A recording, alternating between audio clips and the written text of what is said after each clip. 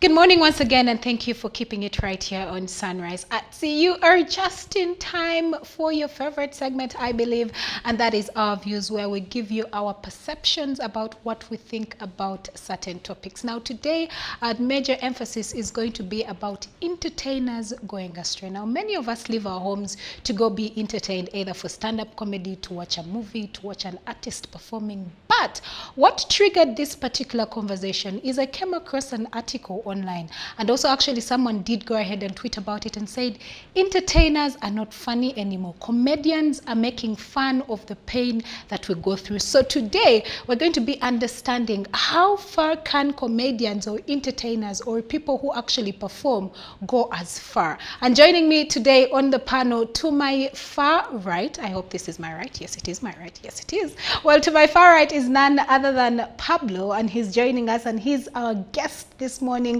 We're so excited to have him this morning, so it's going to be all fun and laughter. In case you have questions, messages, please send them to our Twitter. We shall be able to relay them, and he'll be able to answer all your questions. Well, of course, joining me again is Sarah Apollo and none other than Agi Uwase. Good morning, ladies and gentlemen, for joining me this morning on Sunrise at Sea. Good morning. Good morning. Are we excited today? The vibe is a Friday. Well, first of all, I need to understand from each and every one of you, what does entertainment and then what does comedy mean to you? And I'll start with you, Sarah. Comedy is supposed to be humorous. It's supposed to be satirical. It's supposed to be funny. And that is what it is, supposed to make you laugh. That is it. That is what comedy means to me. Okay, how about you, Agi? Comedy definitely is. It's something to make you laugh, to make you happy. And for me, I think it's in the moments that, well, why people go for comedy, why I would want to go for comedy is, especially when I'm down and I just want, to have some little bit of laughter, then I'll definitely do that. And on the side of entertainment, it's something to make you happy, to make you feel alive, to make you, feel like, sometimes every burden is at the back, and looking at the bright side of life. Yes. Okay, so Pablo, you are a comedian, I am very well sure. What does comedy mean to you? Thank you so much for the question, and thank you for hosting me here on your show. I couldn't agree more with the ladies, what they said. The ultimate aim of comedy is laughter. People should be happy. That's the ultimate goal.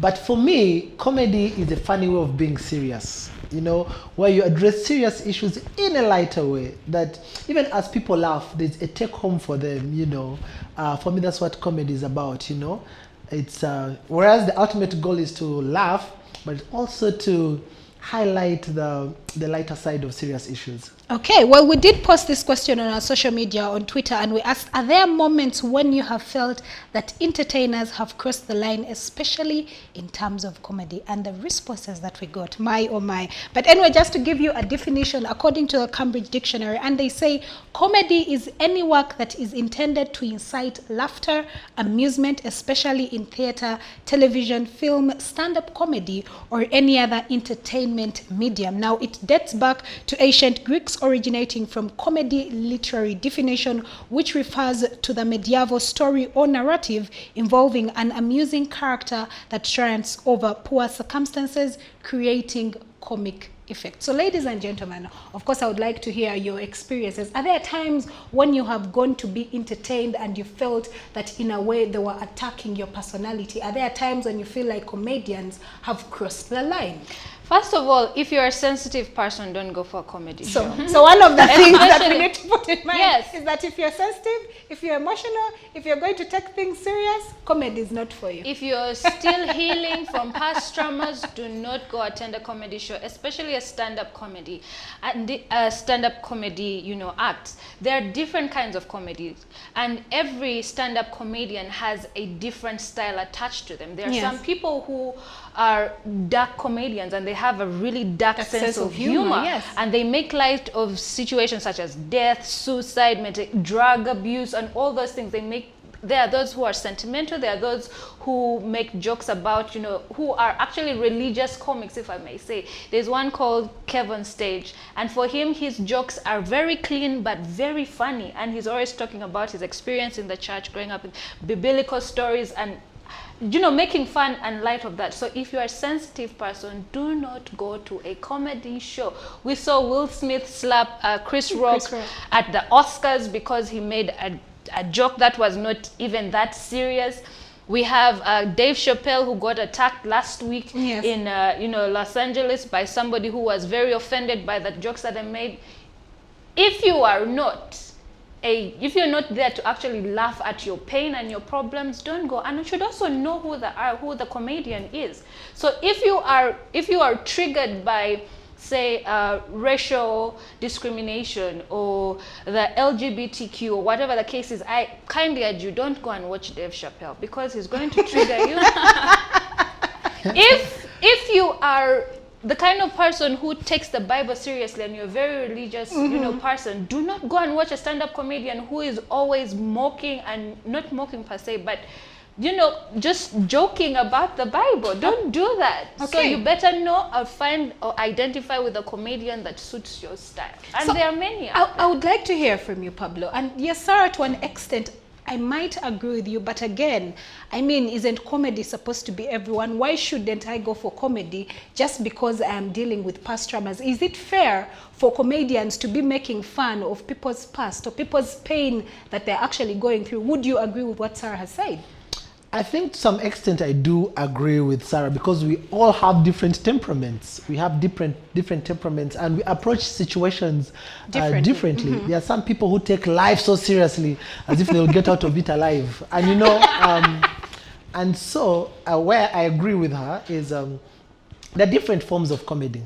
There's black humor. Yes. Samuel Beckett, one of the greatest writers, who's good at writing black humor. It's humor for the absurd, and that in itself will create fear, contempt, and hatred, in a sense.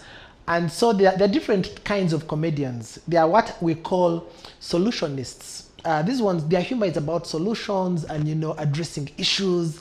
And then we have absolutists, those who don't even care whether the joke is about suicide. They don't care how it lands, whether you like it or not. For them, they find it funny. And so, again, it also addresses what kind of audience, who is your target audience. For every comedian, they have their own target audience. I might say, well, maybe like you said, there are those who say for them they like Christian humor. There are those who like downtown humor. There are those who like under the belt jokes. And then there are those who want jokes that will make them think. They will incite their thought process. Very good. So there are people who crack jokes today and you laugh tomorrow, as because you're thinking through it. Because they're intellectual jokes. So if you go to a space where the audience is not what you expect, you're bound to find it more annoying than entertaining, because you're not their target audience. Yes. Yeah. So it's very important for a person, before you go to a show, first understand what is the audience about. There are some where they say this show is 18 and above. There are some where they say there's no parental guidance. And then is it tailored for a certain group category of people? Like there's a Kandolindoli. So that one is targeted for those who are Luganda speaking. So if you go there and you're speaking Acholi or Ateso, chances are you won't understand what you're saying, and you'll find it a bit offensive because you're not understanding. But then it wasn't tailored for you. Yeah. So I agree with Sarah that sometimes comedy is meant to be a therapy. Yeah. Sometimes. Yeah, most of the time, but sometimes if you go to a space and your problems are more than what the humor can address. For example, if I'm a person who's racist, and if I go to a space and they crack a joke that I feel I'll take personal, then I might hate the comedian and forget that he was targeting that joke, like Chappelle's humor. I mean, the LGBT, having understood the way it operates, even if you crack a joke, no matter how funny the joke is, somehow they take it a little bit personal. No matter how funny it is, it's a space that is very delicate. So sometimes you have to tread carefully as comedians, because we just have to tread carefully. Okay, Well- you mentioned before Aggie. Okay, let Aggie first submit because I wanted to respond to the aspect where you said comedy is actually therapy. There are people who do not agree because they feel that many times comedians actually say the things they do because they are battling with those very demons. Now, it's a form of therapy for them and not the audience, but we shall get into that. Let me hear from you. Well, for me, in regard to the question that you asked earlier, I've never been offended by a comedian because I solely know that this is comedy. It's all about laughter. It doesn't matter what they are talking about, whether it's an issue that I'm going through. Yes, it doesn't matter at all. But also on the issue, because Sarah did mention, the issue of Will Smith, the altercation that happened, with Chris Rock on that stage. And for me, I think that while comedians make those jokes, at least how about, you put other issues in regard to health, because alopecia, and that is what Jada Pinkett Smith is going through. That is the condition that she's going through. I feel like this is more sensitive because someone does not wake up and want to have this kind of illnesses in their lives. You cannot make a comedy about cancer. You cannot make a joke about cancer. You cannot make a joke about like kidney failure, something like that. In one way or another, I feel like it's insensitive. However, how the people take it, how the audience take it, also does matter. If you find someone who doesn't take life too serious, like you mentioned earlier, then they will not see, they'll not find fault in it. But I also think that much as comedy is about jokes, it's about laughter, little bit of sensitivity is needed. So in other words, you're saying that yes, comedy is comedy and we're here to have a good time, but again you're saying that there are some topics that should not be touched on. Aren't you like on two sides? Could be side touched do on, but you belong? just have to be a little bit sensitive. You cannot Then make what would be the point you cannot of- make a joke about someone's health condition. I feel like it's really insensitive. For me, that's what I would think. First of all, that joke was not pertaining to her alopecia. What he did was make a reference to her, to G.I. Jane. Yes, Let me finish. G.I. Jane, a woman, a character played by Demi Moore, where she had to cut her hair off because she was in the military, and she was actually the main actor of the film. Yes, sure. And she was actually a really dope actress, and her character portrayed a lot of things. It portrayed strength, it portrayed women emancipation and empowerment, it portrayed so much things. This is what I'm saying. If you have issues that you're dealing with, do not go to a comedy show, because anything they say may trigger you, and that is on you projecting onto the comedian, not them attacking you. Because Chris Rock didn't know. He just said, oh, you have a short haircut, it looks like G.I. Jane, period. He didn't know she had alopecia. He didn't say, oh, you have alopecia and now it has cut your hair. This is what I'm saying. If you are let me finish. If you are sensitive and or dealing with whatever traumas you're going through, do not attend a comedy show. But that wasn't even a comedy this is show. so because Was it? he's an actor, he's a comedian, an entertainer who was hired to perform a service, entertain the audience. That is what he does. Make jokes. That is what he does. He did not go and attack her blatantly, and he went on to explain. So again, I am saying, if you are going through issues, I could come here and say, hey, by the way, Shivan, your turban. Okay. And then you're like, oh, you're making jokes of me. Because what? I'm putting on a turban. What are you trying to say about my head? What, okay, I understand. Do not walk into a comedy show if you are going to be easily triggered, period. We've had this conversation actually before, Pablo, when this whole incident of Chris Rock happened. We did have a conversation like this on our views. However, today we are specifically, I beg your pardon, looking at the comical aspect of comedians or entertainers going astray. Pablo, in your expertise, I mean, in your long term as being a comedian, do you think that there are times when comedians have actually hit below the belt and have just gone astray? Are there times when you have experienced it, or has anyone from your audience walked up to you and said, I don't like this joke that you made, it actually affected me in one or the other?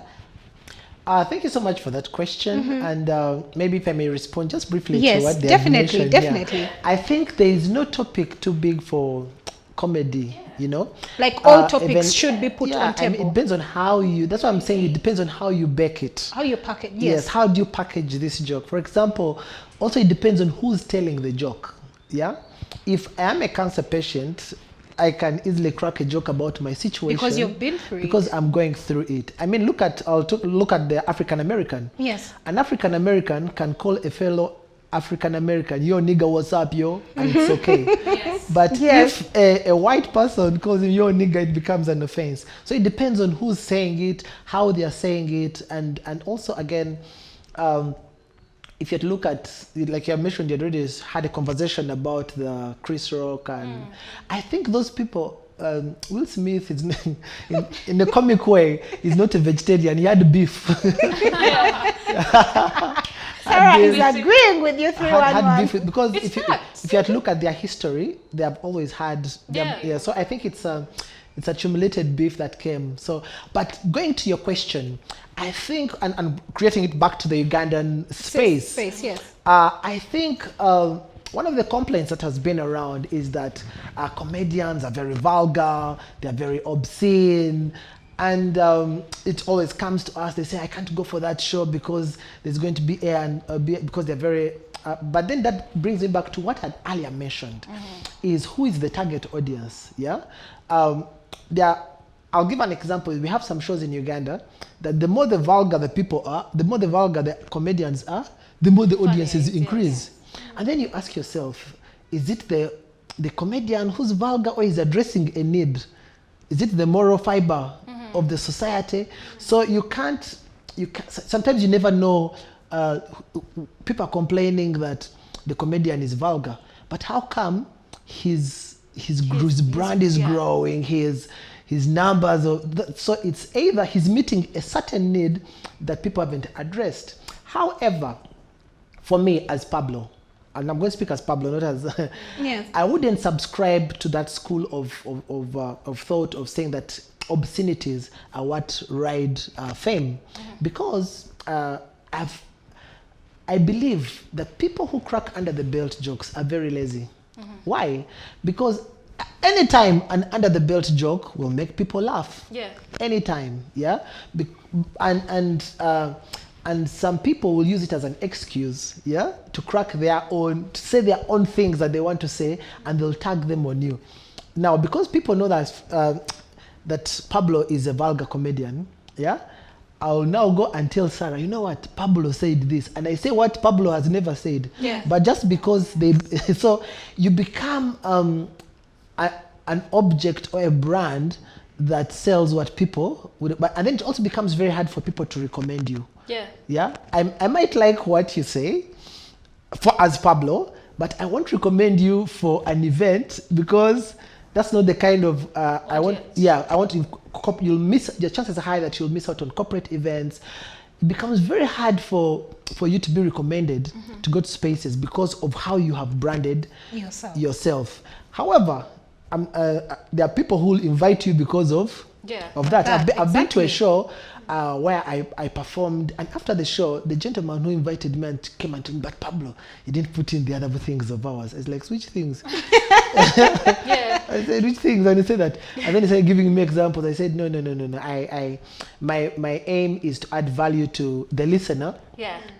If a person comes and if you're going to, I believe in massaging someone's ego.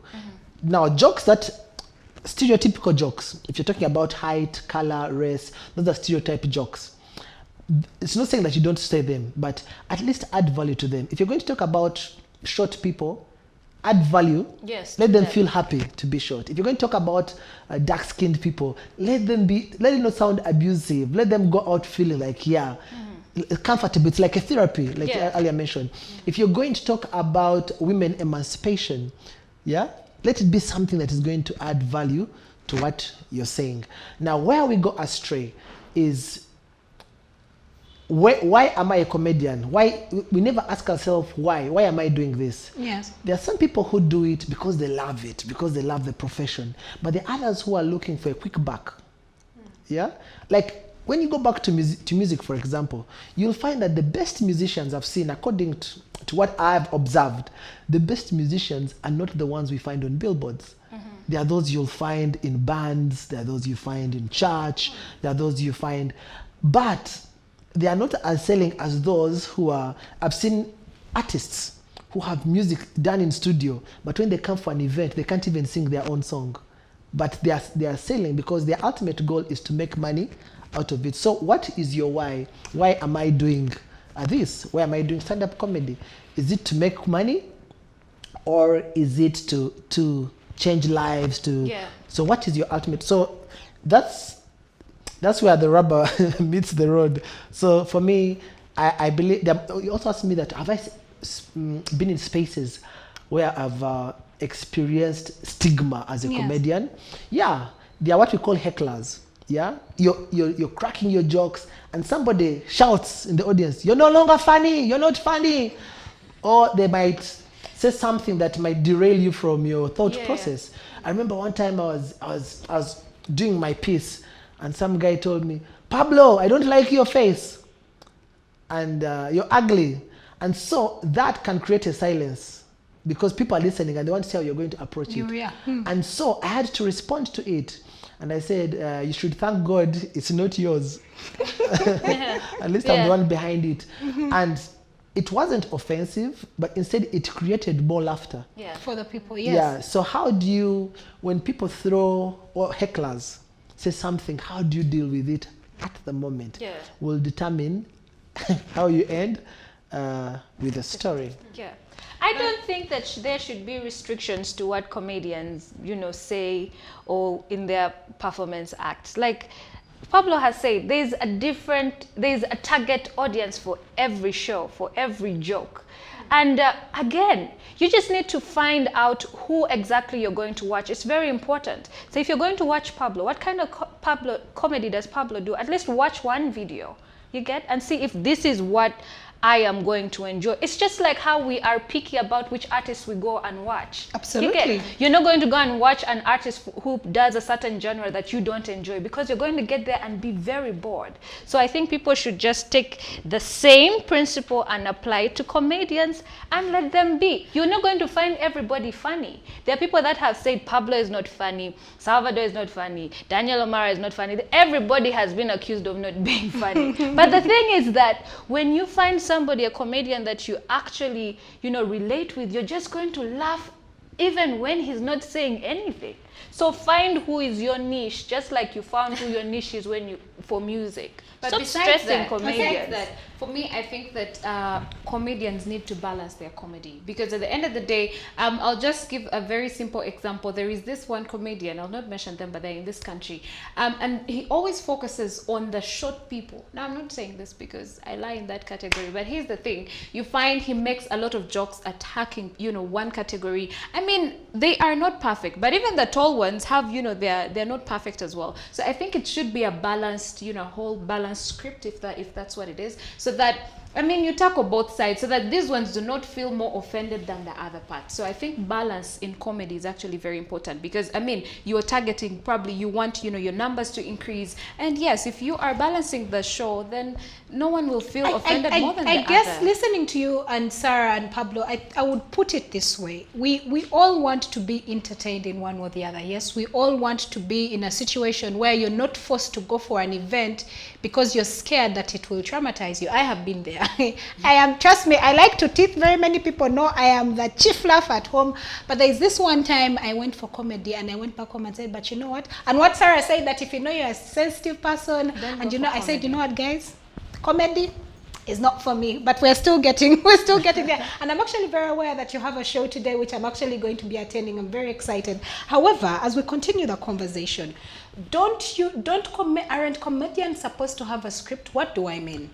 When I was reading these articles, that person who wrote it went ahead and said that some comedians actually get their punchlines from the audience. For example, I am seated here, I have a chitambal on my head, and then someone says, but that looks like matoke or something, or makes a random joke about it. I have gone to be entertained. I have paid money. Why are you using me as a punchline? Okay. Great. If I may respond to that, like you clearly said, one thing we don't have a school for comedy. We don't have a regulatory authority.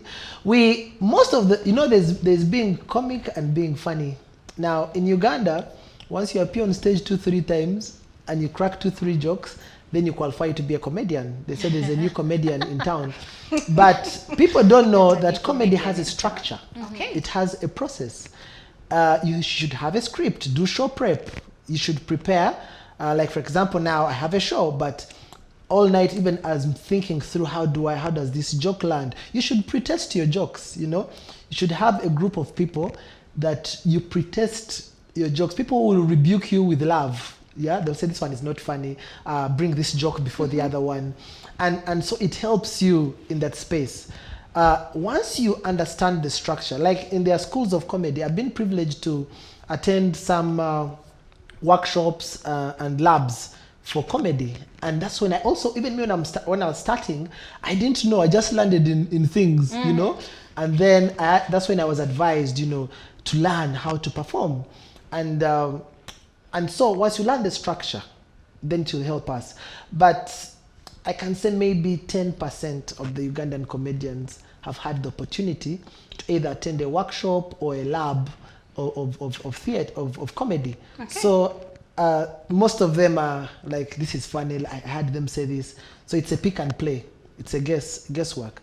Okay. And now what we are trying to do as comedians is to say, okay guys, look here. I have a friend called Timothy Nyans. He started what they call a content night, where comedians come every Monday, you share your content, and then they help you to structure it when you're going for an event, which is a good start for now. Now, people who pick on the audience. Audience, yes. Yeah, for me, again, it goes back to laziness. That's being unprepared. Yeah, and so you think that you can pick humor on people. If you're going to crack a joke about somebody in the audience, make sure it adds value to them. If I'm going to talk about your earrings, let the joke also want your neighbor to buy the earrings. Yeah, so if I'm to pick on the audience, it has to add value. Now, I don't remember any time me picking on somebody, because I've already I've premeditated my script in my head. I've already set it. The only time I can say if I'm going to pick on somebody, if that person involves themselves in my act. Okay. For example, if I'm talking about traffic jam, and the person says, yes, even me one time ABCD happened, and I go, aha, I have a person who agrees with me. Yeah, so that's the only time I'll do it, because you don't want to invade people's privacy. That's why, if you notice, I always tell my fellow comedians that the best jokes in life are the jokes about yourself, because if you're able to laugh at yourself, then people will feel free to laugh at you. They find security in laughing at others. Everybody wants to laugh at others. Nobody wants to be laughed at. Yeah.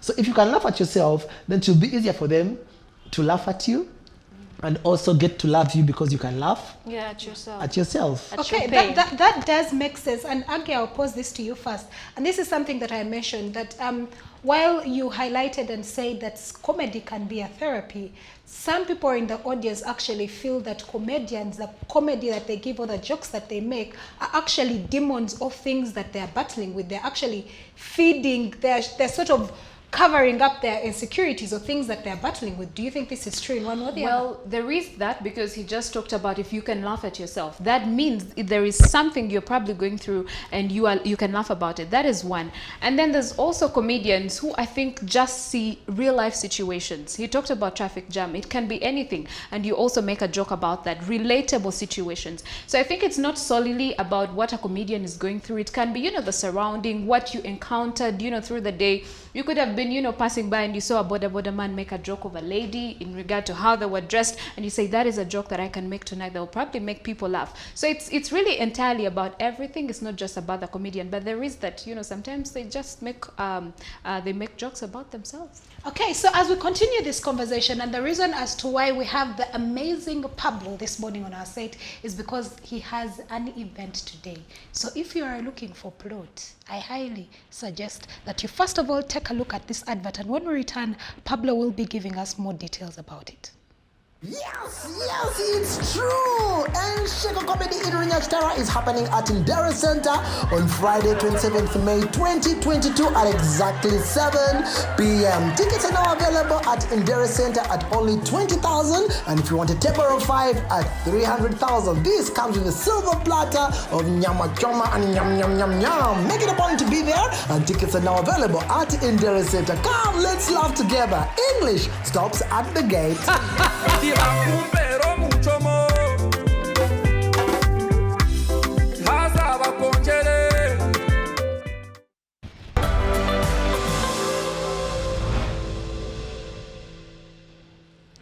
if you know that you're an English speaker, too much English, they have said English stops at the gate and it's just for happiness. But Pablo, tell us more about this particular event. Like we clearly said earlier on with Sarah, and this is a show tailored for the 4 R's. That's Runyachitara, Runyankwe, Ruchiga, Runyora, and Rutoro. So if you're not in that bracket, chances are high that you might find the show extremely boring. So why we did this is, following the Bubu Build Uganda. Yeah, Uganda. Yes, and so all these years, people had been telling me, but Pablo, we have had these shows where there's Luganda, Kandolindole, we have had the Luo night. Why don't you do something for the Runyachitara? And so on Good Friday, we pretested it, we had a show, and we called it Ensheko. And oh my goodness, I also plead guilty. I'd never thought of doing it in the local language. But then I realized that actually it's more hilarious in the local language because the jokes we crack in English sometimes are translated from our mother tongue, and some jokes get lost in there, like steamed matoke. But when you say it in the local language, it sounds more funny. Ombumba, it's like, so when you're telling the story, it becomes a little home-baked, and we also found an audience that just likes the local language. And when we had our first show on Good Friday, we were surprised by the audience that came, and people were like, this is something we needed. They brought their children. They said, we have brought our children so they can learn the language. We're like, hey, now it has become a school. Yeah. So, but the good thing, we always tell our performers that our prime objective is keep it clean. It doesn't matter, because this is a family show. And we make sure that people are happy. There's people eat local food. There's just a moment to touch base. I am absolutely amazed by the fact that you mentioned, when you first had it on Good Friday, parents came with their children. It's nice to see that you're not just going for fun, but you're actually adding value to yourself. Absolutely. How many children of nowadays can actually speak their local language? I am here, but you can think I was born in Kampala, Pablo, and I'll give a chance to the ladies to ask any question in case they want to ask. So what time does this show start? And if someone wanted to attend, what would they do? Thank you so much. The show begins at exactly 7 p.m. and we make sure that we begin with the anthems, the Uganda anthem, Rutoro, and Runyoro anthem. The Banyankola and Bachiga still don't have anthems. They don't have. And so it starts at 7 p.m. And then we also have, it's a cocktail of entertainment, We have beatboxers, we have people who do recitations. It's called the Kwevuga. We have duo comedians, and then this storytelling pretty much. And so the show, it's at 7 p.m. Entrance is only 20,000. The economy is tough, so if you come to and you have 50,000, we give you balance of 10K. So how about if you come alone and you're a lady? And you're a lady, yeah, you still you have to support. Yes. Buy Uganda, build Uganda. Build Uganda. So it's at Indere Center. Indere Center is in Ntinda Chisasi, near the bypass, and pretty much we just want to be happy and have a great time. My apologies to those who might not understand, our fans, but don't understand the language. My sincere apologies that we can't have you at the show, but we're also creating another one just for you. It's called Happiness is Killing Me. It will be coming soon. That one will be straight up in English. Yeah, but why did you start with the R's first? Why did you start with us this side? Because there are already there are very many spaces that are addressing that are accommodating that. Yeah, there's Fun Factory, there's Comedy Store, there are different spaces. But we felt that this one, like they have a Kandolindoli. If you don't understand Luganda, you can't go there. Enjoy it, so we felt that Ensheko also should be there for these people. Not everybody in Kampala who speaks 4 R's loves English or speaks English. So it's good for them also to find their space and have a great time. Ladies, do we have any question that would like No, to for me, you ask answered my question. And happiness is killing me. So yeah, I look forward to that. Yeah, it will be coming up soon, and So Aki was looking for plot, and now she finally has plot. All roads lead to Indere Center, 7 p.m., 20,000. When you come with a man or a woman and you're two, when you give 50, the balance is 10K. Yes. Even if you're alone, even if you come alone, balance. and 50K, the balance is 30. In short, there are no free things. We have to buy Uganda, build Uganda. Otherwise, thank you so much, ladies. And of course, Pablo, for joining us this morning. The pleasure is mine. Thank you so much for hosting me. I enjoyed the show. And yes, if you're watching this CTV, don't dare touch the dial. It's the number one station. Well, Pablo has said it all. Well, that wraps up what I had for you this morning on Obvious. Keep watching Sunrise at Sea.